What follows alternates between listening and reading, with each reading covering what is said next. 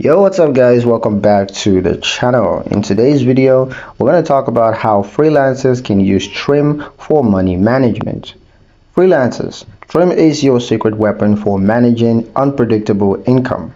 Let me show you what to do. First, start by linking all your bank accounts. Trim will automatically track every payment you receive, no matter the source.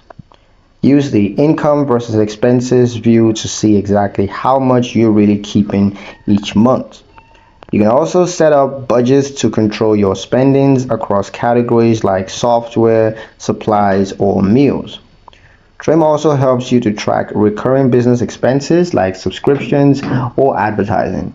And for tax seasons, well, easy.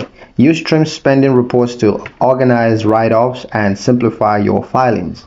With Trim, freelancers can gain control, clarity, and peace of mind so you can focus on your work, not just your wallet.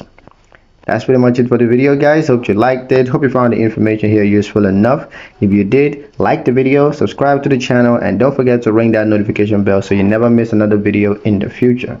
Thank you guys for watching, and I'll see you in the next one.